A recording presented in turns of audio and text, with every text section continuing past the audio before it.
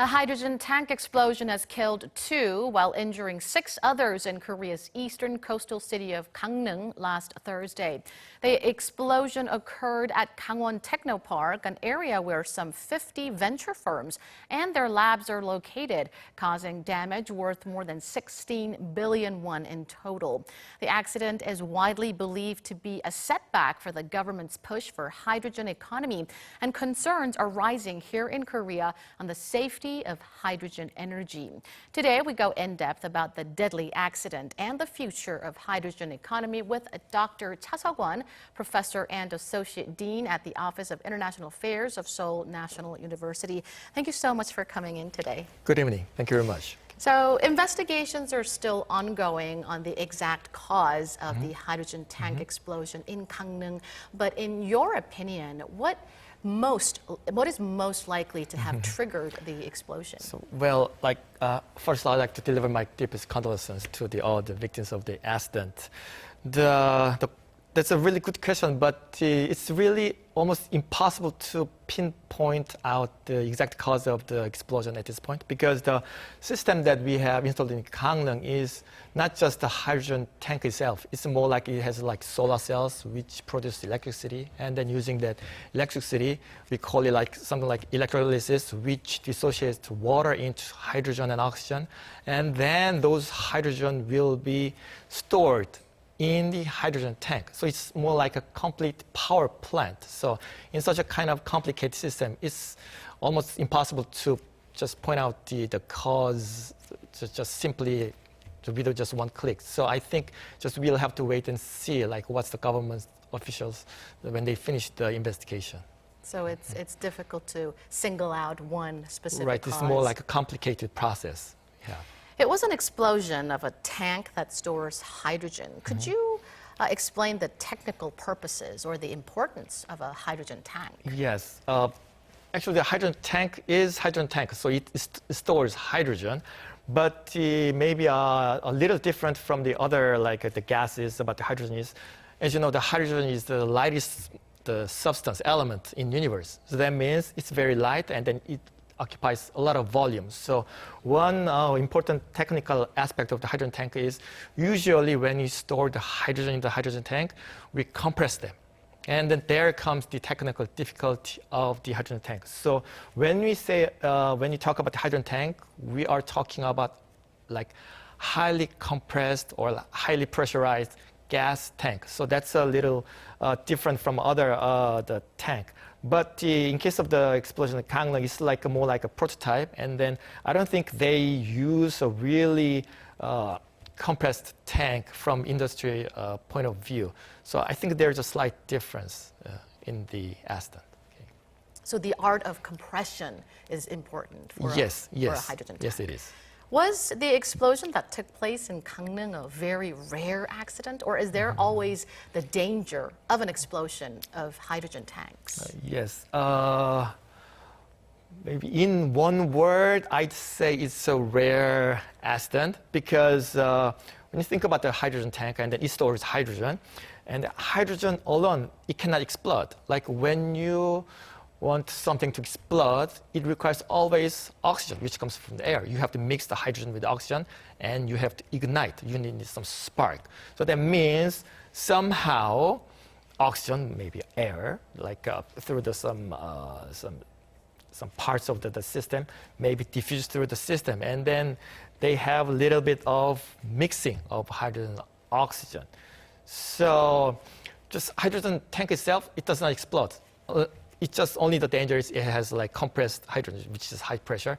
But for the explosion itself, I'd say it's like a rare event. And then we still don't know where this like kind of error happened. Yeah. In the wake of the accident, concerns are rising on the safety of hydrogen vehicles as well as hydrogen charging stations. Yes. What's your take on the issue? Do we need to be worried about hydrogen vehicles as well? Yes. For that point, I have a couple of points that clear out. Actually, when we talk about the hydrogen or the hydrogen vehicles or the hydrogen charging stations, it's all, I'd say, different stage of use of hydrogen. Because first of all, like hydrogen starts with the production of hydrogen. and then we have to deliver the hydrogen, and then we charge the hydrogen, which happens at the hydrogen station, and then we use hydrogen, which happens at the hydrogen vehicles. So I just say for simplicity, I can say like we have like 4 different stages, but each of these stages, they have completely, I'd say, different technology of hydrogen storage. For example, like hydrogen vehicles, they have a really high pressurized the hydrogen storage tank, which is different from the hydrogen charging tank, not charging station, or it's also different from the hydrogen production stage. So that means regarding the safety or like technological issues, all these 4 different stages have different technologies. So it's kind of unwise to connect this hydrogen vehicle or hydrogen charging station directly to the accident from Gangneung, I think. The Korean government has named hydrogen economy as one of the 3 main growth engines to lead the country's economy in the future. It plans to expand the number of hydrogen charging stations to 1,200 while produce and sell 6.2 million units of hydrogen vehicles by 2040. Now, would you say the explosion dealt a huge blow to the government's plan? How do you gauge the impact of this tank explosion to the government's push for hydrogen economy? I think this, first of all, like this kind of accidents actually generate a big fear among these people and citizens and populations. But the thing is, when you think about the technological evolution, especially like the government has this hydrogen economy roadmap, which like will take place in next 20 years. It's like a very long-term project, and then during that project, we always will have like some trial and error. Like for example, when you think about the recent distribution of the electric cars, like when for example Tesla first introduced their prototypes, they have had the several instances of this burning up of the entire vehicles already, and also when they introduced this autonomous driving technology, we had the life loss which happened already. So. And also the important thing is when the government set up this kind of goals, it's not really for, I just say, Korean society, like U.S. government, Chinese government, and the EU, and then everybody's, including Japan also, everybody's running for the hydrogen economy. It's like worldwide competition. So we have to keep in mind that it's not just for the sake of this Korean, the Korean. South Korea, but it's more like we are on the road to the some big scale global hydrogen development roadmap.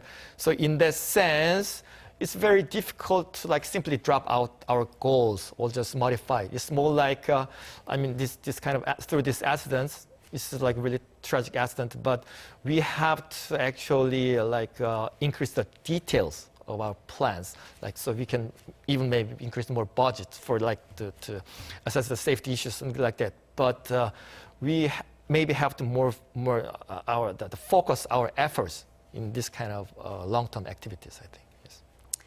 Korea, as you've mentioned, is not the only country showing great interest in hydrogen as a source of alternative energy. Right. Could you explain to us more about hydrogen as an energy source? Yes, this hydrogen as a source, or the hydrogen economy, has been debated a long time during the scientists, and then scientists just call it the energy of dream, or something like that. So to understand a little bit more on that point, we have to take a look at I just say brief history of how we use energy. In prehistoric age and in old days, we simply collected woods and then we made fire, right, something like that, and then they kind of evolved into using the coal, which caused the industrial revolution, in early 18th century, and then after that we moved into use of oil. Right, and then these days at home, we all of us use the gas, natural gas, and then you can just cook, and then you can or you can heat up the houses. And then if you look at the history of that, the use of the energy, we are using more simple energy we move to using the more difficult energy, sort of coals, and then this solids, wood. They are more simple to deal with. But the oil is liquid, it's more difficult. And then gas form, right? When you have this gas delivery to the home, that's, I'd say, the most difficult form of energy to use. The hydrogen, I'd say, that's why people call it dream, is the lightest material. And then it requires the most advanced technology, I think. So that's why everybody is like shooting for their dreams. And then also like the biggest advantage is clean.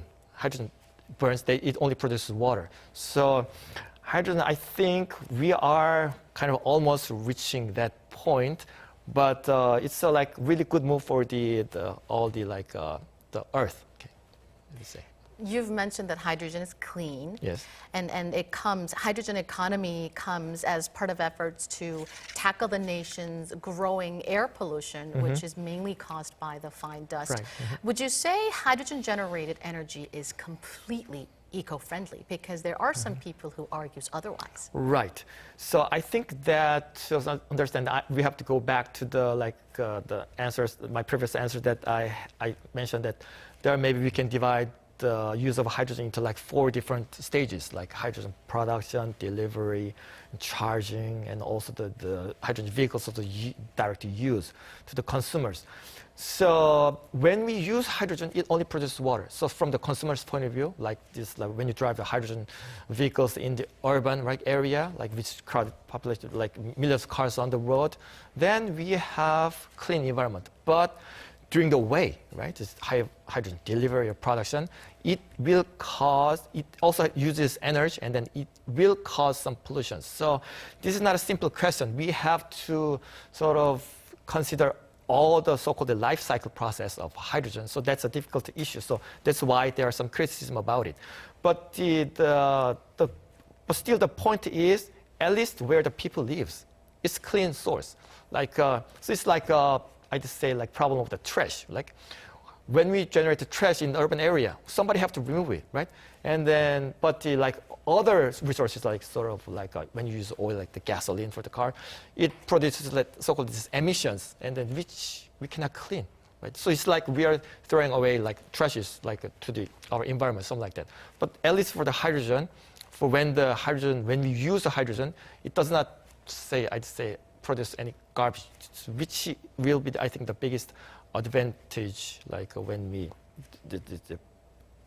I'd say the process of the hydrogen, I'd say. So when we think of hydrogen as an alternative energy source, we also have to take into account the different stages of hydrogen. Right. I think that's a really good point. Now, the government's push for hydrogen economy is also part of efforts to create more jobs and boost the nation's sluggish economy. How do you assess the country's current level of hydrogen-related infrastructure, like in terms of production, storage, and distribution? Again, the hydrogen economy is not just one, I'd say, consumer product. So it's like building or changing the entire country's economy. So it's like a big scale a project, and then so that's why it requires like production and storage and then distribution. The good thing that about the South Korea is we have a really well developed automotive industry. So by taking advantage of the huge automotive industry, we have really sophisticated technologies on hydrogen vehicles. But for the other areas like production and storage, distribution, this kind of technology also requires some large-scale investment and then large-scale researches and then large-scale experiments, which, in my opinion, South Korea hasn't tried in depth. So I just say we are still somewhat behind in this kind of technological area. Now, what more do you think needs to be done to successfully implement the Korean government's push for hydrogen economy? So again, it's like a long-term project, and then when we have the long-term goal, so that means we first thing is we have to avoid this kind of tragic accident. That means we have to increase the details of our plans. And then I think we need more thoughts. But the thing is, this kind of big evolution doesn't happen in just 1 year. Maybe we said we'll make the change in 20 years. Then whatever we do, it will take at least like 5 or 10 years, something like that. So we should not hurry, but we have to go through like really well-planned, really well-organized plan that have the details, and then maybe we have to just continue to push that direction. Yeah. I think that's what we have to do. All right, Dr. Cha, it was quite a complicated issue, but thank you for your thorough and easy-to-follow answers. Okay. Thank you very much. Thank you for your time. And that does it for this edition of News in Depth. From all of us here at Arirang, thank you for watching, and I hope to see you right back here, same time tomorrow.